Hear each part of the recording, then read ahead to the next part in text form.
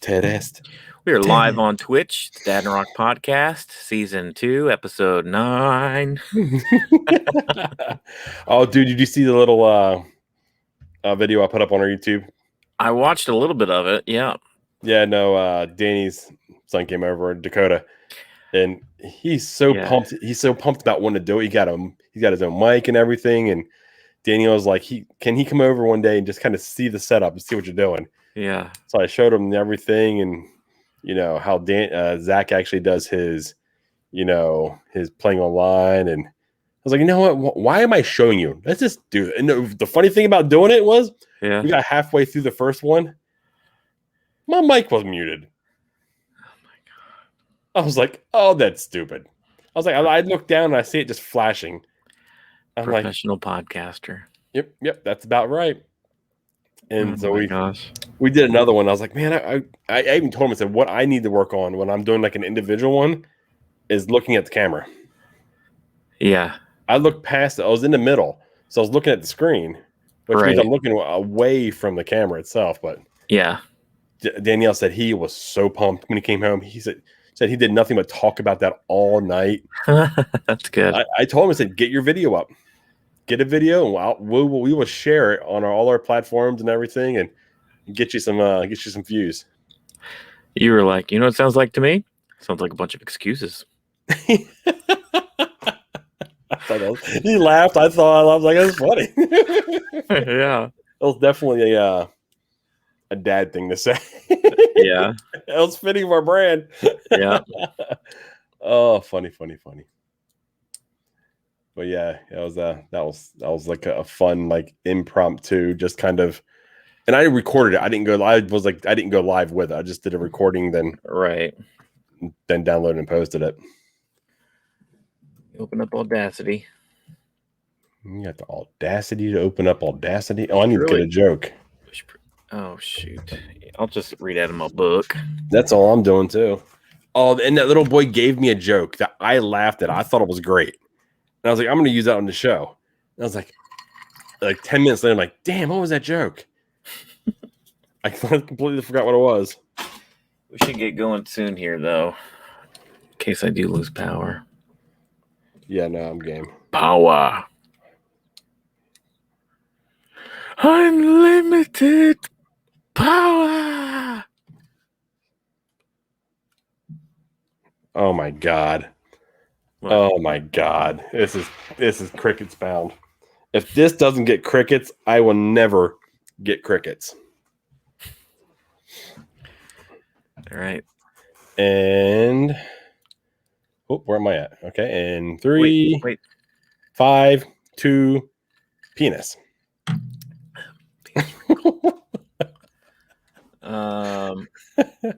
Okay. And 3, 2, 1, and go. Welcome back to the Dadnarok Podcast. This is Sean. And this is Chris. Wow, what an opening.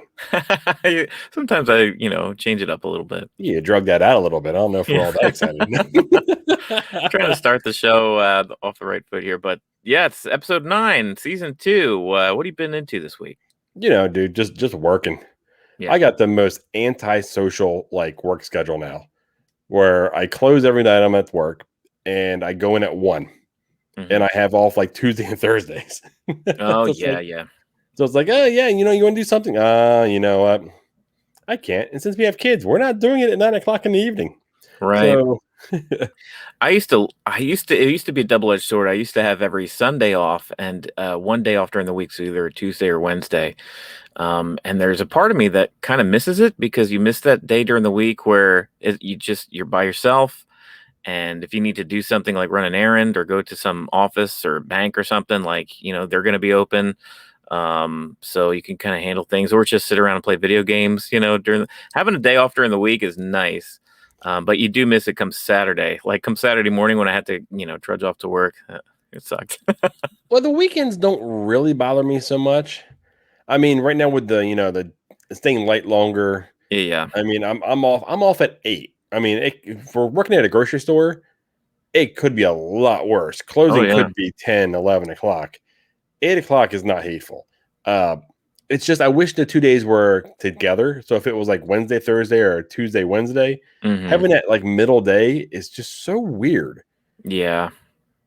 But I mean, being there as much as I am, and it's seen that it's on the military base over at Wright Patterson. I'm not sure if anyone that's listening is familiar. I've got a customer that comes in that is a regular. I've seen her in there multiple times, and I just start talking to her. Actually, the way this has started was we always have to scan an ID before we can do anything. You have to have privileges to shop at the commissary. Oh yeah. And she handed it to her son, and she said, "Here, Zach." And I caught it, and everyone Mm-hmm. knows by now that I've got a son named Zach. Right. So I was like, "Hey, Zach, how do you spell Zach? Do you spell it with a K or an H?" And he's like, his mom was like, "Well, how do you spell it?"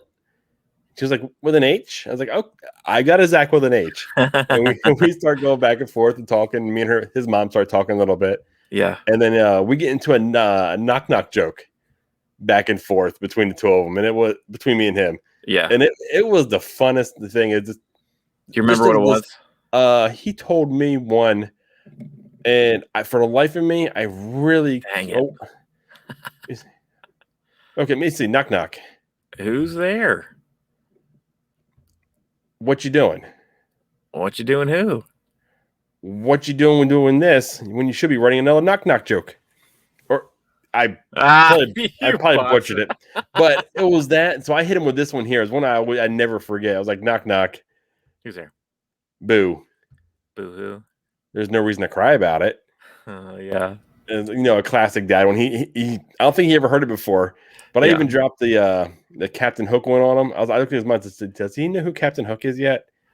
See, he's 6, and Yeah. his mom, Plus, like kids probably don't even know Peter Pan characters these yeah, days. his mom thought it was hilarious. Sure. But it was one of those, while I'm checking them out and back and forth, and we went on for about 5 minutes or so, and she actually left with the show name, our Dadnarok show, and Great. everything. So she was like, her and her husband are always looking for new shows to listen to. Yeah. So just being able to spread the word a little bit, just with some Spread fun the good dad word. stuff. Yeah, we're spreading the word now. We're not spreading anything else. Oh, well, good. Well, there was a real embarrassing thing about it as well. No, I'll out myself. Why not? Sure. She asked, "How do you spell it?" I botched a spelling of our show 4 times to the point I pulled my phone out and looked at it. Yeah. Oh my God, Chris. It was that bad. Oh man. There's no hope then. There's no hope for the general public if the host of the show can't even spell the damn I show. spelled it, and then I was like, that doesn't no. What? So I pulled my phone out. I was like, oh, this is embarrassing. I looked down. I was like, okay, that's it right there. Yeah. Dadnarok. Oh man. She But put yeah, you on the spot. She put you on the spot. You were flustered. You're like, oh my gosh, how do you spell it? You were trying to think of the logo in your head. yeah. I'll try to give myself a little bit of leeway.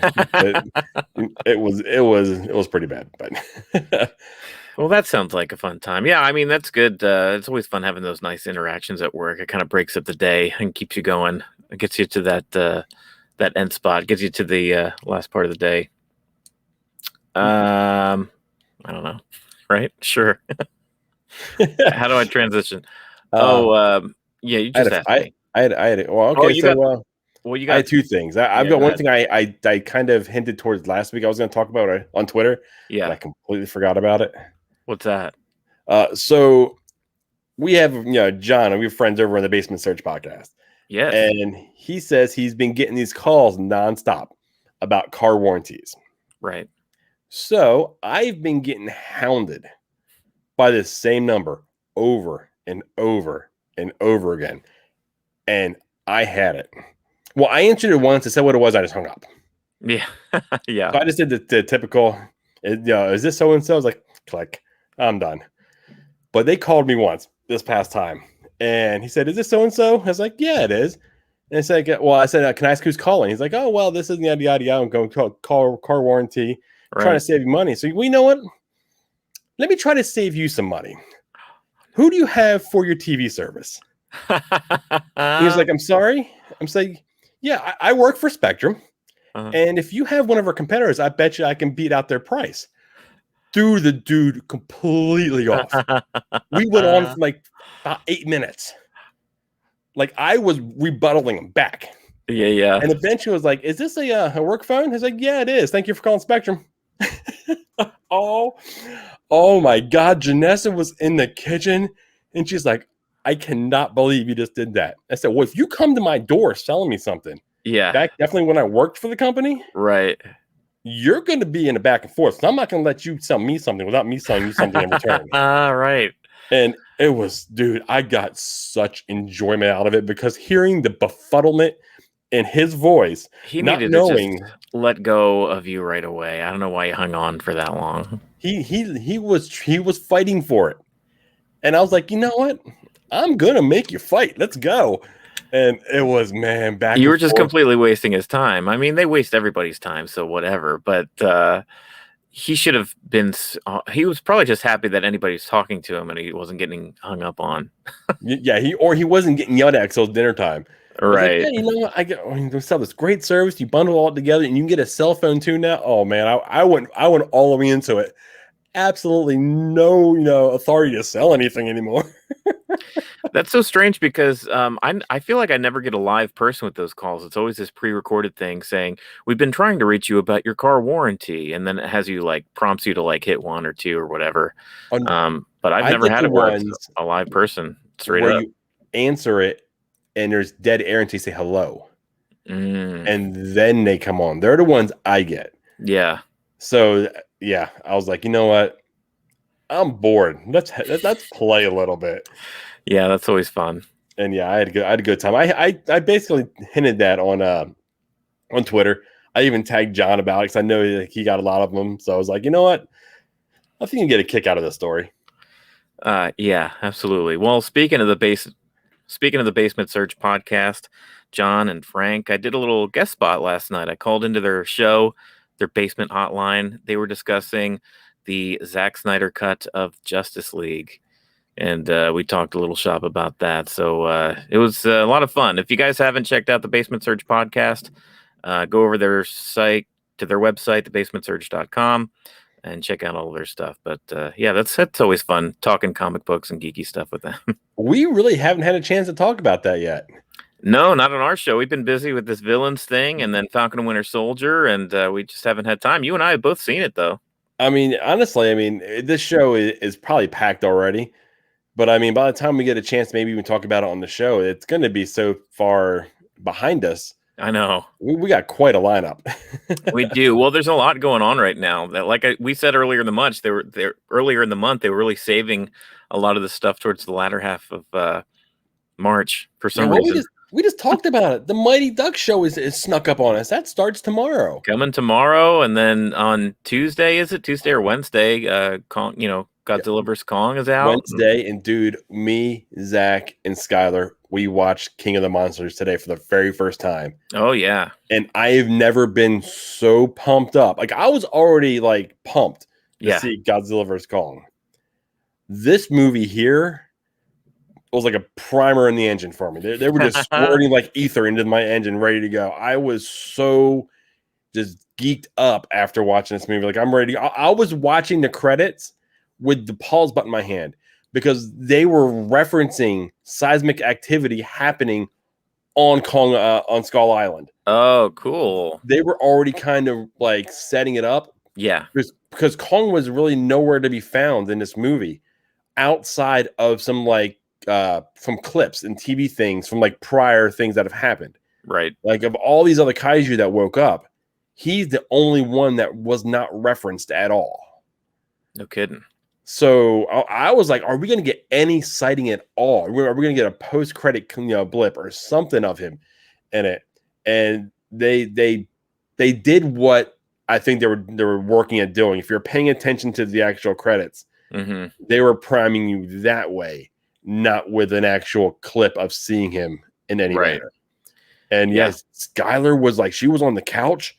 She jumped up, went in front of the TV on her knees, just kind of looking up at it. Zach was like, he was naming all of the monsters. Yeah. And then when the music started playing, he started freaking out. Dude, I can't exaggerate like how excited I am for Thursday. Thursday at 4:00, my butt will be in the theater for the first time.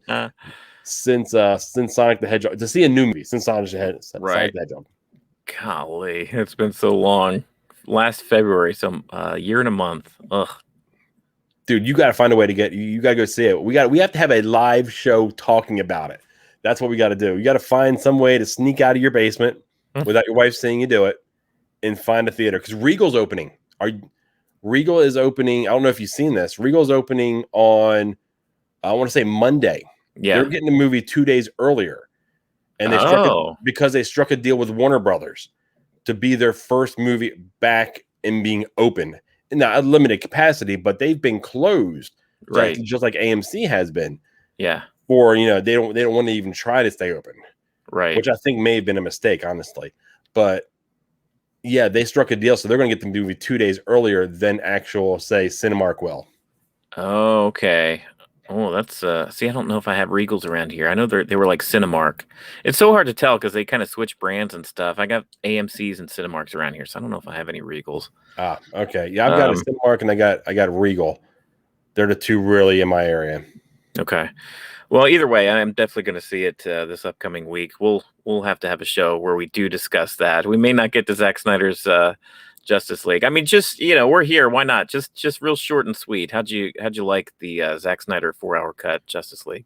I felt the time. I'll be honest. I honestly felt the 4 hours. Yeah.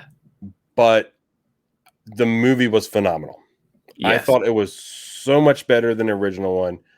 I felt like they gave us the human side of Cyborg. Oh yeah, which was amazing. Seeing him do what he did for that one lady after seeing her struggles and the the ATM thing. Right. Barry. How about the whole story with his dad? They gave him that whole backstory with the him being conflicted about his dad, and then fixing the audio tape recorder at the end so he can actually listen to his dad's wisdom. That was a nice character arc for him. I really hope Ray Park and Hamada fix that relationship. To me, he's Cyborg now. He really is. He was really good.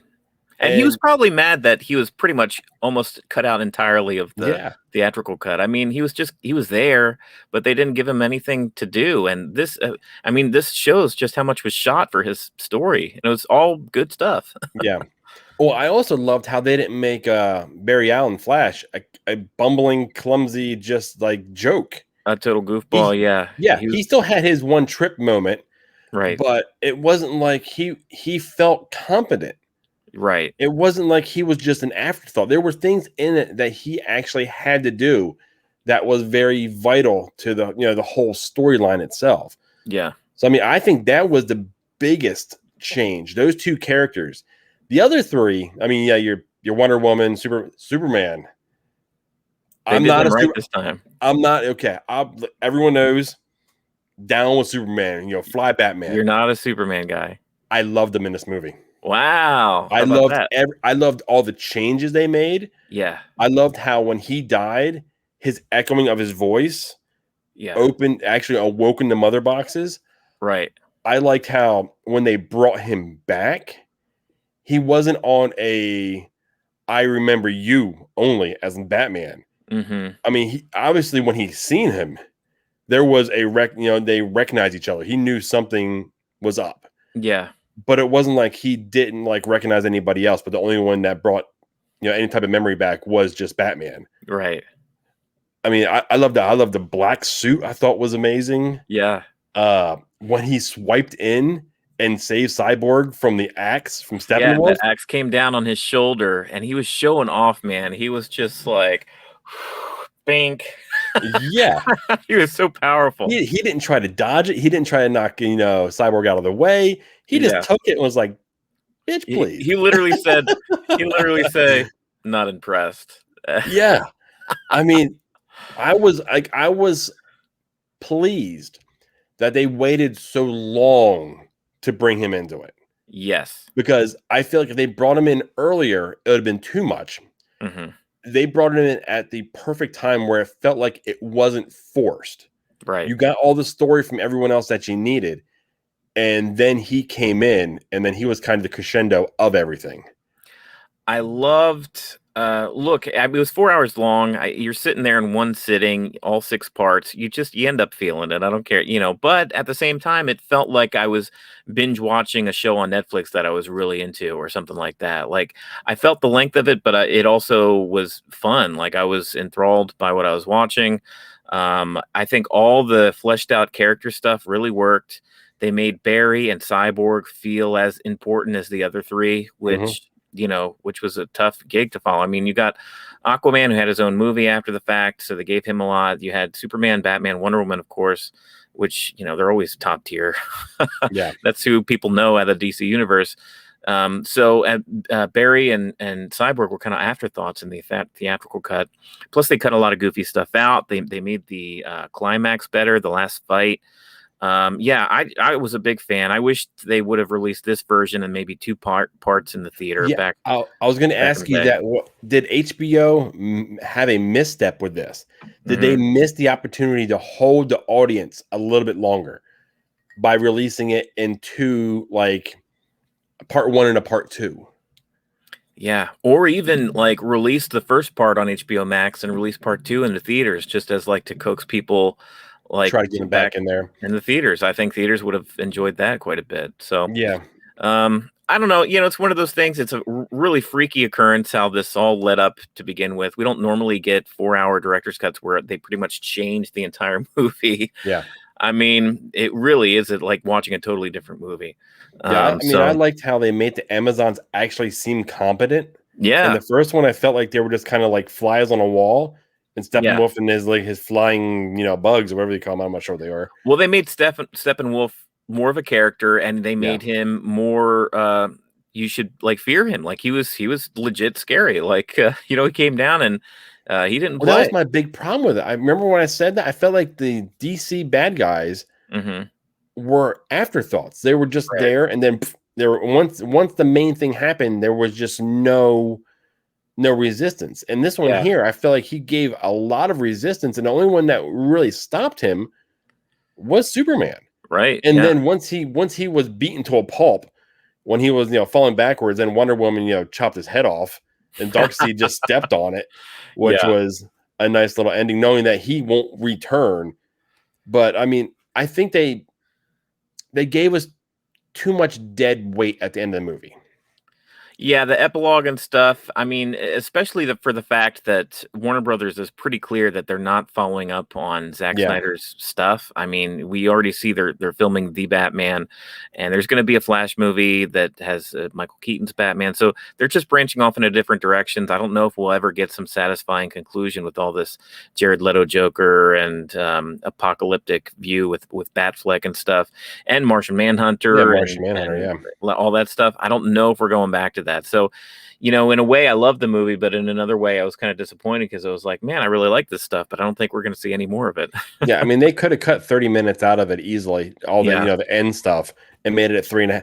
3.5, as weird as it sounds better than 4 hours. Isn't that funny? Yeah. 3.5 is like, hey, well, that's a Lord of the Rings or something. Yeah, That's like an epic. But when you get to a 4 hours, you're like, oh man, I'm going to need a break in between.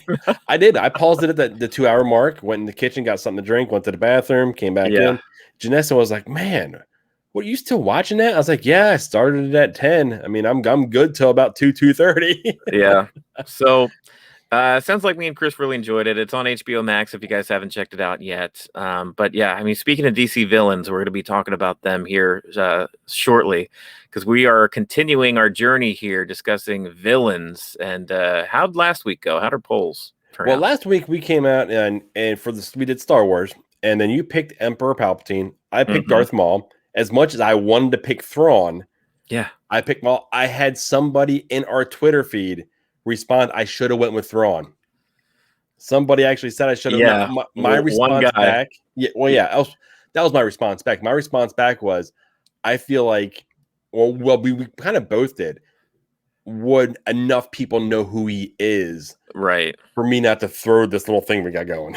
Yeah. But and then I put other, because there's so many that other, that could have been there. Darth Vader, for instance.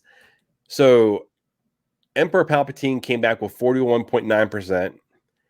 Darth Maul, the badass, came back with 48.8%. So Darth Maul won this one here. And then we got another, which with 9%, which was a Darth Vader write-in, which I even responded back to him, said, dude, you're not wrong by picking Vader.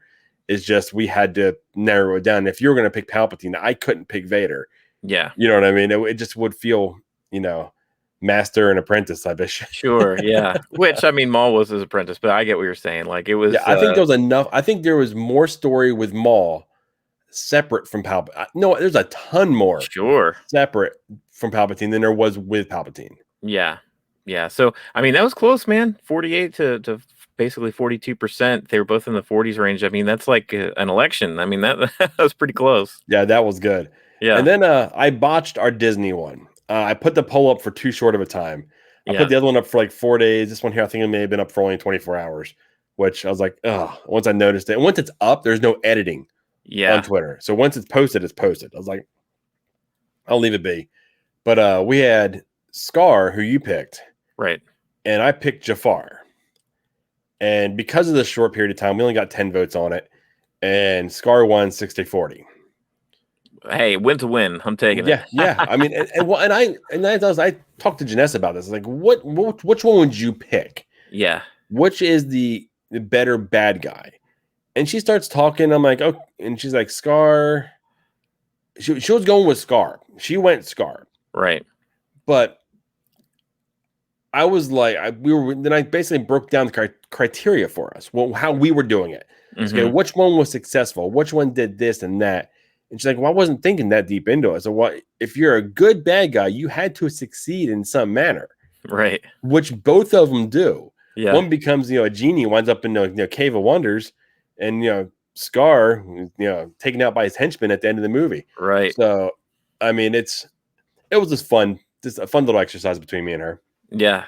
But those are the results from our discussion last week. Darth Maul took it on the Star Wars side, and Scar took it on the Disney villain side.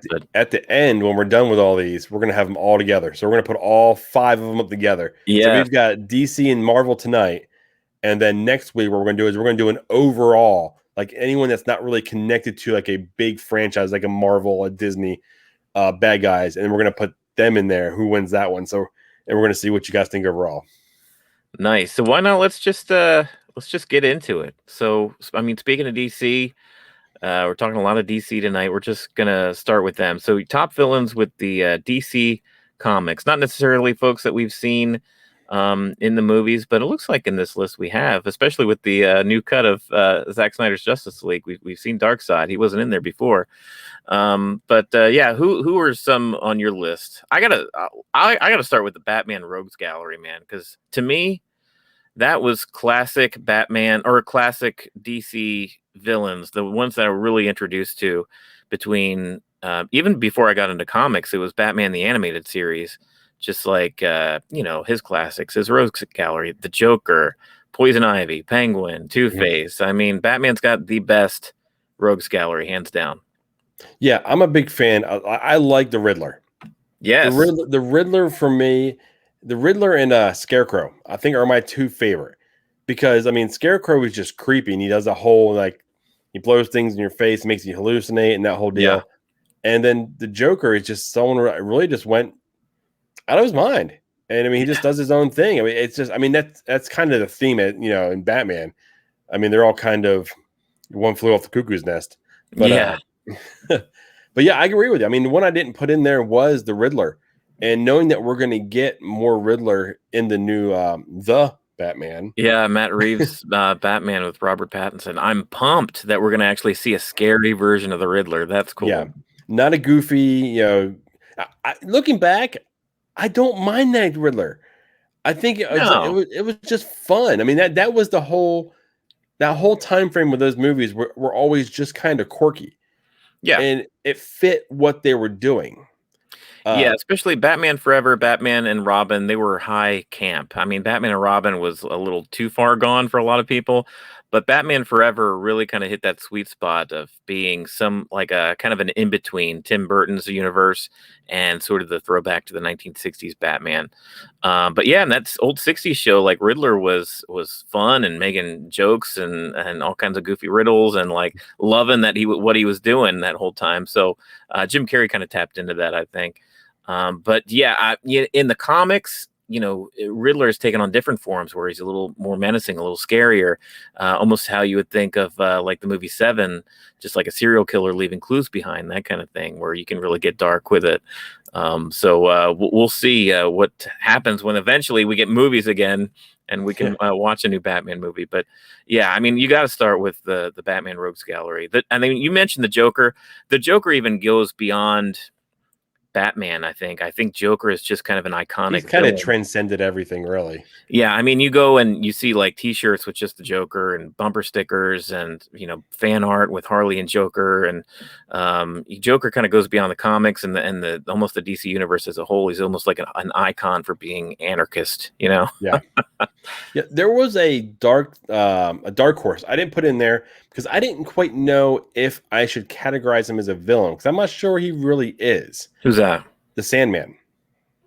Oh yeah, that's DC comic. I think he's technically maybe like an anti-hero. Yeah, he's kind of a Loki almost. Yeah, because I mean he does his own thing, but then he has like his own crew that escapes and goes out, and then they're not. I mean, there's nothing good about them. I mean, you have Constantine, who is man terrifying in the comic. I mean, there's no better way of putting it. Yeah, it's terrifying. So I mean, he was one that I am a huge fan of now. I can't wait for. I think it's Netflix's adaptation from the TV show. I haven't heard much of it since the coronavirus thing happened, but I think a lot of things shut down for that reason. So I'm hoping it didn't lose any steam because I'm waiting in anticipation for more news from that one. Yeah, absolutely. Moving on here from the Batman's Rogues Gallery, I think it's only fitting to talk about Superman. Superman's got some good villains too. I mean, he's got kind of the goofier ones like Mr. Mitzelplix or whatever. He's got I can't say it. Only the most hardcore comic book fans can say that name properly. But it's like this little nymph wizard guy that always bugs Superman because Superman has this. In the comics, Superman couldn't defeat anything that was magic or considered magical.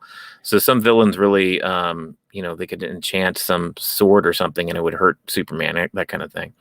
But anyway, getting into Superman lore is all over the place. There's Bizarro, which is kind of like the zombie-looking version of Superman, where he says, me am Bizarro, me am Superman, and he goes and he's weird because he goes and tries to be Superman, but he doesn't know what he's doing, so he'll bump into a building and crash it down and hurt people. So Superman has to put him down, kind of thing. There's one you got on here which was iconic for when you and I were kids is Doomsday. Yeah, he's my death of Superman. Yeah, I mean, I think that storyline is probably one of the most important storylines to Superman, in my opinion. Oh yeah, I mean, the death of Superman and then the rebirth, and we got some of that here in the most recent the Zack Snyder cut, but we didn't. I mean, I think he came back in the comics as 5 different versions of himself. Yeah, during the rebirth storyline. Yeah, after it was Hank Henshaw and Superboy and Steel. Yeah, there were different versions of Superman, but none of them were the real one. The real deal was in a coma somewhere or something. Yeah. But yeah, I mean, Doomsday. So the thing about Doomsday is that I think he's got Kryptonian origins and he was kind of made in a lab. But the thing about him is that he never gets defeated the same way twice. So every time that you punch him or use a tactic against him or do something against him, if he survives it, then he learns from it and you can't use that tactic again. That's why he was so strong against Superman, because he was able to match Superman's strength pound for pound, basically. And every ounce of strength that Superman was able to muster, Doomsday was able to counter it and take it and absorb it and unleash it back onto Superman.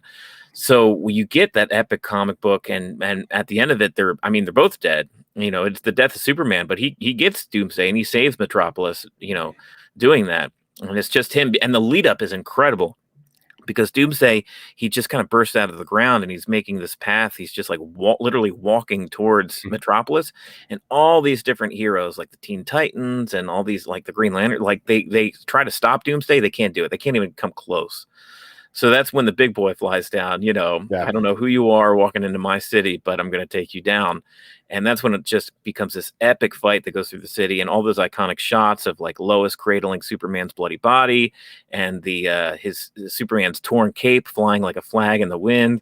That stuff was just like, that was all over the place when we were kids, man. Yeah. Yeah. I remember a friend prior to you. I mean, like I was smaller, Yeah. and I remember him having all of them, like the one that led to that, then all the rebirth. And I was like, Yeah. at that point, I was like, well, I was all sports and everything, so I wasn't quite into it. Right. And then, I mean, Superman still didn't do anything for me, and quite frankly, still doesn't do a lot for me. But this movie that we just watched has me really wanting to go back and watch Man of Steel. Yeah. It really has me wanting to go back and watch it, just because, I mean, how well I felt like Superman was done this time around. If it was done this well, I would probably be a bigger Superman fan. So have you seen Man of Steel? I don't think I have. Honestly, I don't remember if I ever did. There's a chance you might like it then. There's a chance that you might like, because it's the same kind of tone.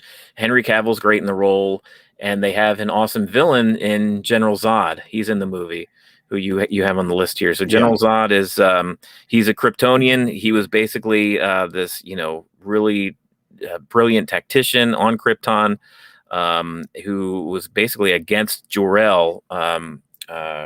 Kal-El, Superman's dad, who was the one to kind of like poo-poo the whole idea of the planet being, on the brink of destruction. And he got sentenced. He got put away into the Forbidden Zone in this little, pocket universe, him and his henchmen. And that's how they ended up surviving Krypton blowing up. And they make their way to Earth. But now you've got 3 superpowered Kryptonians who are, they know more about their Kryptonian heritage than Clark does. So they're able to really kind of take it to Superman in a big bad way. He's been played by Terrence Stamp in the original 70s movies. He was played by Michael Shannon to really great effect. I don't know if you know the actor Michael Shannon, but once you see his face, you'll know him. Like, oh, I know that guy, and he's scary. Okay. He was scary in Man of Steel, and yeah, I'm not going to spoil anything because I think you should watch it. But yeah, he pushes Superman to the brink. There's a scene towards the end of that movie where he makes Superman do something that you don't usually think of Superman doing. But General Zod is an excellent villain. Well, I find myself enjoying DC more than I have in the past. I mean, over this whole past year, I mean, I kind of caught up on a lot of the big movies, and I'm looking forward to kind of where they're going with Aquaman. Oh yeah, I mean, I'm always going to be down for a Batman movie. Mm-hmm. So I don't know if I can get into the Suicide Squads or not, but I may. We're going to say to be determined with those. You're ones. right. I can say definitely skip that first one they put out, but this new one with James Gunn directing, it might be worth a watch. But so if you had to narrow it down to say what criteria are we going to use the same criteria as we used in the prior one?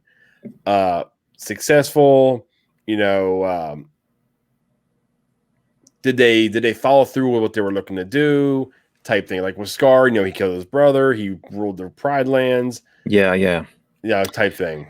It's a little different with comic book universes, I think, because our selection is kind of finite. Like Star Wars, there's video games, there's comic books, there's the movies, there's cartoons, but it's all kind of one overarching story, that's all connected. So these characters, the character of Darth Maul that was in the Phantom Menace, he's technically the same one that's in the Clone Wars and beyond, right? Yeah. Same thing with the Disney movies. I mean, they are even more finite, where they're like in a 90-minute animated feature, and that's all we get. These, however, we're talking about DC and Marvel. They have 75 years plus of comic book history, and then all the movies that they've been in, just different mediums that they've appeared in.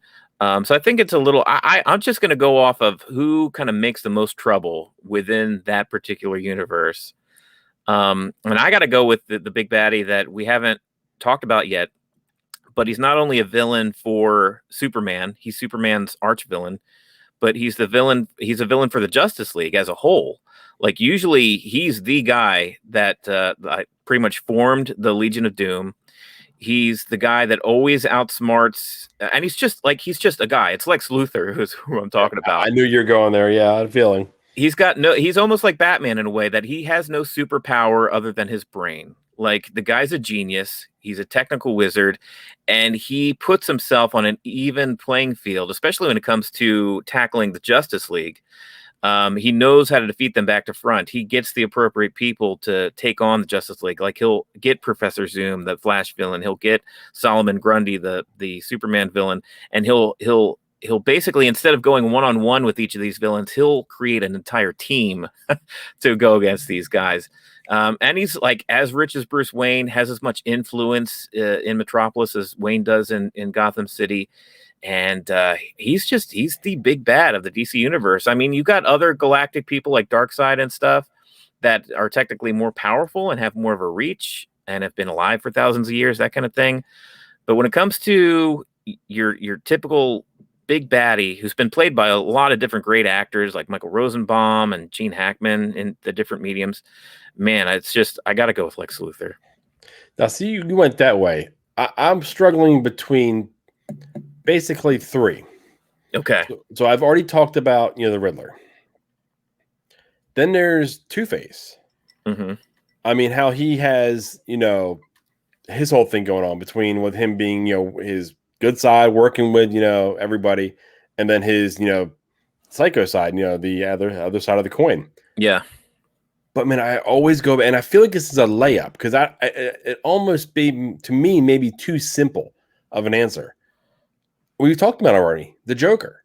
Yeah, I mean he's kind of just that one movie where Heath Ledger played him. Mm-hmm. I mean was fantastic. He's my favorite Joker. I'm not a big Jared Leto Joker person. There's a lot about that I didn't like. But yeah. I mean, if you go to even to the animated stuff, right? The Dark Knight Returns, that Joker. I mean, Mark Hamill's Joker from the animated series. Yeah, I mean, he's got such a deep history of the Joker, and then all the new renditions of him. I think he's been played so many ways, and just if you can nail the psychotic part of it, right? I think you'll get it. And that's why I thought Heath Ledger did great with him. Because I mean, everything from making the pencil disappear to him skipping away from the hospital and the gown or the nurse's uniform. Yeah, it was. I mean, you've seen just I don't give a crap.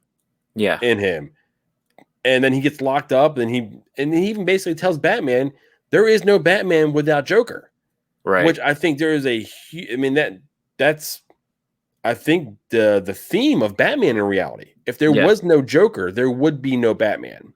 Well, I mean, there are entire thesis and reports and documentaries as to why Batman and the Joker are perfect, antithesis. Basically, they fit each other. They have holes that they fit. So Batman is, he's calculating. He is logical. He is basically always thinking 3 or 4 steps ahead of everybody else in the room. He's a tactician, and he's able to make predictions of people just by their slightest move, that kind of thing. He's a reader of the room. Batman is almost to an nth degree, almost his superpower is just like his super perception kind of thing, and being able to tell what's going to happen by just using his wits.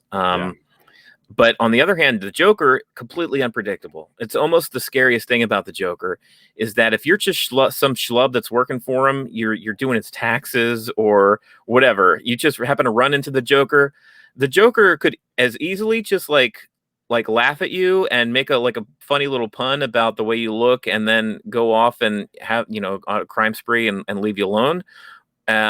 Or there's something that he likes about you, like make a joke or something, or he could just shoot you straight in the head because of whatever. He doesn't like the way your tie looks. I don't like it's anything. He's so scary and so unpredictable, even with his crimes. I mean, Batman can't really keep tabs on Joker's whereabouts or his crimes until they've already happened.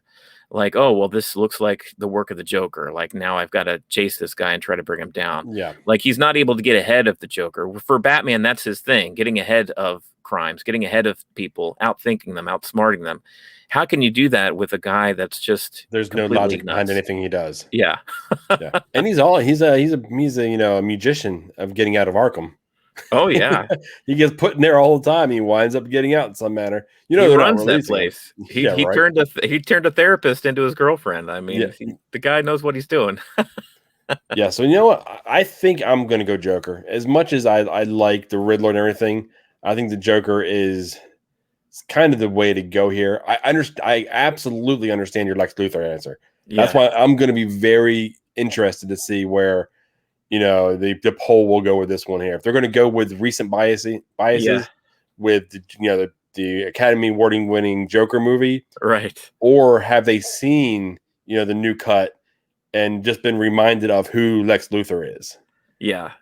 And So what's fun too is that as much fun as it is to watch Batman and Superman kind of react to each other, it's a lot of fun in those limited stories that you get to see Joker and Lex Luthor play off each other because, like we said, I mean Lex Luger from wrestling, put you in the rack. yeah. Lex Luthor is one where he's very cerebral and Joker's not. So the way they play off each other is great too. But yeah, I mean, primetime DC villains? I can't wait to see who comes out on top. That's going to be an interesting one. I there's some. I mean, I think it's honestly, I think it will be Joker, not just because I picked him, but I think it just more people know him. Like you were saying, he's all There's over a the lot. place. He's iconic. There's a lot more Joker T-shirts and posters and stuff out there than This is Lex going to be Luthor. very telling of our Twitter following. Yeah. That's what this is going to be. It's going to be interesting to see how that runs down. So we just got into DC. I'm a lot less knowledgeable about DC. Hmm. Now we're getting into the Marvel world. Right. So I mean, there was so many in this list that I forgot about. It was like, okay, that is bad. I completely forgot about Killmonger. I don't know Right. how I forgot about him, but he was one I forgot. Or Helena. Yeah. That's another one I forgot about. But I was like, once I seen her, I was like, oh, that's right. She's bad. Yeah. I Yeah. mean, she's not one to mess with. But I mean, there's quite a bit. I mean, Mysterio he wasn't big and bad, but he was terrifying in his own way. Yeah. So I mean, there's a lot of Ultron. I'm kind of just cherry picking here. So you want to dive into it? Yeah, so Marvel's a bit different. I mean, I think as far as rogues galleries go, I like Spider-Man's group of villains. They're almost as iconic as Batman's. You've got the Sinister Six. There's even a name for them. I mean, there's Doc Ock, Green Goblin, Venom from time to time, Sandman. Yeah, there's guys that we've seen in the Tobey Maguire movies and beyond. But he's got a great cast of villains. Probably most iconic would be either Venom or Green Goblin. I think he faces off against Green Goblin a lot, but Venom was huge in the 90s. When you and Yeah. I were growing up, it was like Wolverine and Venom were just all over the place. Talk about being on t-shirts. Yeah. Like Venom was very, very popular. They even had a game that was just Spider-Man and Venom that was on Sega Genesis and Super Nintendo. But yeah, so Spider-Man's villains right at the top for me. Kind of narrowing down on one is a little tough. Mysterio's in there. I don't know. With these, it's kind of hard not to think about the Marvel Cinematic Universe. Yeah. And honestly, that's kind of where I lean. Yeah. Just because recent biases, but also like, I mean, I'll be the first to admit I wasn't a big just comic at all Right. until they hooked me with Iron Man. Mm-hmm. When they got me with Iron Man, then they got me with the Incredible Hulk, and then this a decade of like pounding them in your head. Eventually, either you're gonna love it or you're gonna go insane. One or Right. the other. Yeah. I chose the latter. I mean, of course, Thanos, like Yeah. the guy, the big bad of pretty much the last decade of movies where he's been behind the scenes. My biggest issue with Thanos is basically the same thing they did with oh crap, we just talked about him over in Justice League. Lex Luthor? No, not Lex Luthor. Then the Zack Snyder cut. Oh, Doomsday. No, Darkseid. Darkseid. No, damn it. The horns. Oh, Steppenwolf. Thank you. Yeah. I feel like they did him wrong, kind of like Steppenwolf in the first one. And the reason I say that is that there was so much building. They were building and building and building. Okay, yeah, he got the gauntlet. He snapped. Everyone's gone. Yeah. But when it came down to the fight and the end game, I feel like he didn't put up the fight that I was anticipating. Now he got pure crazy mad freaking Wanda, and he didn't know what was coming. Yeah. But I mean, maybe I'll give him a little bit of leash because he wasn't expecting to hear, on your right. Cap Right. standing there, and all of a sudden you have everyone come back at once. I was kind of fighting every single Marvel hero that we've been introduced to over the last 10 years. So I don't know. Maybe he just got cocky. Yeah, and when all he it was really came down to sleight of hand. I mean, he had that one, and he clicked, and he snapped his finger. But it just so happens that Tony was smart enough to use his little nanotechnology to sneak those stones out of the gauntlet before he could. That was really, I mean, literally like just a second away of being a double blip and him winning again. So yeah, I get what you're saying, but I don't know. I don't know if is there any villain that even comes close to the level of Thanos here? If you're only considering the MCU? I mean, if you're looking at it as in there's Loki. Yeah. It's kind of the guy with the trickster type setup. Yeah. I mean, he not on the same level of strength or anything. Right. But there's Loki. I always lean back to Helena. Yeah. I mean, only she's when a good one. Yeah, I mean, Thor. I mean, he was getting his butt kicked by her until he got Helena the bolt. won in that movie. Like they had to unleash the destroyer and pretty much sacrifice the planet. What planet are they from? Asgard. Thor had to sacrifice Asgard and a lot of its people. And they tried to save as many as they could, but Helena pretty much won the day. Yeah. And the only thing they could do to defeat her was just to sacrifice their entire planet, which is insane. I mean, that's pretty harsh. Yeah.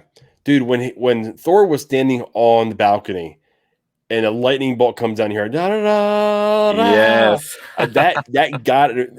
One thing that Marvel has done to me that DC has not done to me has given me the ability to either cry, because dude, they got tears out of me at Endgame between I Love You 3000, yes, Tony's death, when everyone came back, when the portals opened, or give an audible huh. Yeah, give you chills. Yeah, or just when they get something out of you, you make an audible noise that was you didn't volunteer it. Right. It just happened. Yes. I mean, the closest they got with me was with Superman with the axe on the shoulder. Right. But even that moment doesn't come close to Thor coming down with Led Zeppelin and lightning going off and him just smashing fools. Yeah, because he just all of a sudden you see him he's just lightning. You see the god of thunder. We finally see really the god of thunder. Yeah, we've heard about it. She's got him in her crosshair. She's like, "I am the goddess of death, and what are you?" And he has a flashback in that moment where he talks to his father Odin, and he's reminded of exactly who he is. And he answers her by shooting her with the bolt of lightning, and then jumping down. He's like, "Oh yeah, this is who I am." Yeah, that moment in Ragnarok is fantastic. One of my favorites in the entire decade of Marvel movies. I really got to go back and watch some movies. I really do. Me and Zach recorded a clip of another show, and I was like, "Oh, that's awesome! I want to watch that again."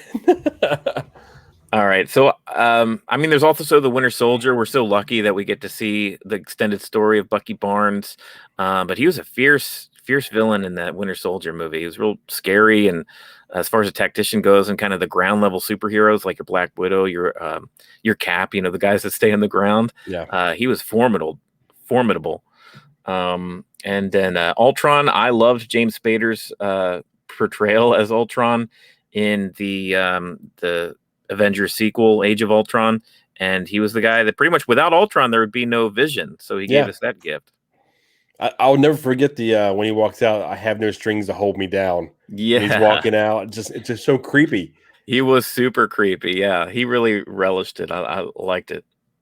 Man, then we got a little bit of Dormammu from from Doctor Strange. Doctor Strange. I feel like we didn't get enough of him for people to really understand really him. Like I honestly, I was late to the party with Doctor Strange. Right. So when I'm watching, I'm kind of like, I honestly didn't 100% grasp who Dormammu was. Yeah, and that's fair because I didn't either. He was almost like a force of nature, like some sort of eternal. I don't know. Yeah, but I get it. Yeah, he put him in like an eternal loop or something like that, so he won't be able to leave or something like that at the end of the movie. Right. But I mean, that by itself, you got to kind of, if you have to explain who he is, or you're not quite sure who he is. Yeah, he doesn't belong on the list. So I know who my pick is. Okay, go for it. And it's not on this list of Marvel villains here. Oh, okay. It's someone we have yet to see in the MCU, and I think we will see it. I think eventually it's going to be Thanos level big bad guy. But my choice is Galactus, Eater of Worlds. Traditionally the Fantastic Four villain, but he is a Marvel villain through and through. He is, first of all, he's enormous. I mean, the guy is the size of, he eats planets. So the guy's huge. He's so important in the Marvel universe that before he enters the solar system of a planet, the Silver Surfer comes down and is like the herald of Galactus.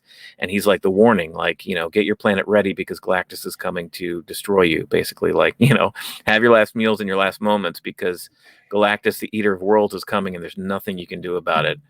And he will come down and eat a planet like Earth for breakfast. And that's just like, is there anything scarier than this huge purple figure like coming out of the sky and just like almost like a god himself? Like, how do you defeat that? How do you counter that? So anytime that any heroes, Fantastic Four included, or any of the heroes go against Galactus, it's a big deal in the comics. And I don't know. I've always liked it. That'd be interesting to see how they actually portray on the screen. Yeah. I mean that may and that may be the exact reason why they don't do it too. It may not be. It may be too difficult to portray and actually give him the justice. Yeah. So far in a Fantastic Four movie, he's been this like big dark cloud that comes and destroys, and essentially the same thing. It destroys planets. But yeah, I have faith in the MCU to be able to portray that kind of thing. Well, it's going to be very similar to like Dormammu. It sounds like. So if they can pull him off in a sense of the word, I think they could pull him off for you. Yeah, so that's going to be my pick. It's more comic book related and comic MCU related, but my pick he's just a favorite of mine, man. That's just the big old devourer of worlds with his big purple helmet and just a nut. I think I'm rolling with Helena. Okay. I really think I am because for one, the look is iconic now. Yeah. For one, you see her, cosplayed everywhere when you can have, Comic-Cons. Right. Yeah. But the fact that she was able to push Thor and like you said, essentially won. Yeah. Everyone ran, everyone got away, and Thor unleashed that big demon guy. I can't remember his name. I can't either, but yeah. To beat it, basically, he fulfilled his prophecy. Yeah, he brought the guy that would cause Ragnarok, the end of their world, and he was like, "Yeah, this is my one play. This is the only thing I can do." And Helena put him in that situation, which is just she got the better of him. At the end of the day, he survived and he was able to save some Asgardians, but she kind of won. And that's kind of how I was, judging past decisions. Like, okay, did they ever win? Did they accomplish what they were looking to accomplish? Yeah, Thor lost an eye. Right. The eye patch look on him with the light, dude. I'm probably gonna go back and watch it. I'm starting to accumulate a list of movies I'm gonna go back and watch. Yeah, Ragnarok's a ton of fun and worth a second watch for sure. So we have Helena, and yours was Galactus. Okay. Dude, once again, it's gonna be very telling for our audience. Yeah. Like We didn't even mention like all the X-Men villains there are, like Magneto and the Sentinels and stuff like that. But there's um, so many. so many, dude. Like I said, I mean, 70 plus years of history. I mean, yeah, we're gonna get yelled at on Twitter. You guys missed this part. I don't even know if I want to put another option in right in because Right. we're gonna get so many write-ins and no one's gonna vote on the ones that we picked. Yeah, it's funny. I think we went with the biggest two of the DC universe with Lex Luthor and Joker, but these are a little more obscure here. You pretty much picked someone that you liked in the MCU, and I picked an overall villain who I thought was, pretty hard to beat in the overall Marvel Comics universe. Well, I think that's a good 4. I think it's going to be interesting to see where the Twitter polls go here this week, as long as I put them up for the proper amount of time. But we got that. And no, I mean, I think after talking about all that, we are primed for some cheesy. So what do we say? We go ahead and ride that lightning bolt right into the cheesy. Let's do it. So you want to go first today? I will go first.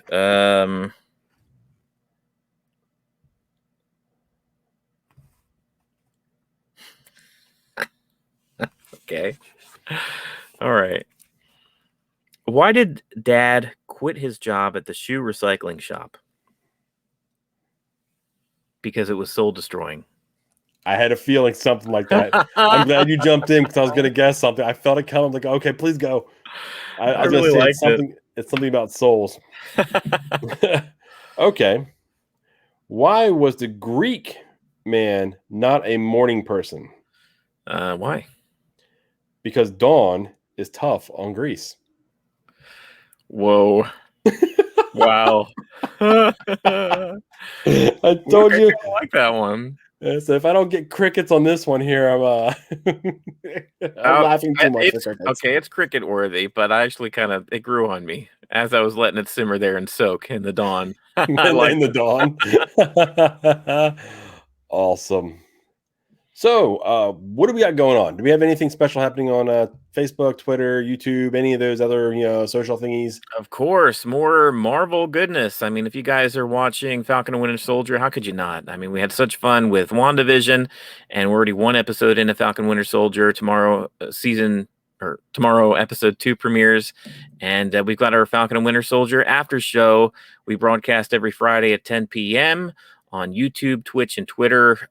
If you don't catch us live, be sure to go catch the video on YouTube and like and subscribe to us while you're there if you haven't already. Yeah, all that does wonders for us. Between you like and subscribing and commenting, all that, it shows YouTube that people are interested in what we're doing. So thank you in advance. But what do you say? Is this a good spot for us to go ahead and stop it? What? What the hell? Stop. Let's just quit. Okay. Here, I'll talk about other stuff. Okay. We missed Dadnarok.com and everything. So, yeah, join us there on YouTube. Go ahead and join us as well on Dadnarok.com. You'll find past episodes of the podcast. You'll find links to all of our social media pages on Facebook, Twitter, and the like. And you can also find a link to our shop on Teespring. Wait, TeePublic. I always call it Teespring, for fuck's sake. Okay. And you'll find a link to our shop on TeePublic. Okay, guys, until we see you over on YouTube, I say keep it cheesy. See ya.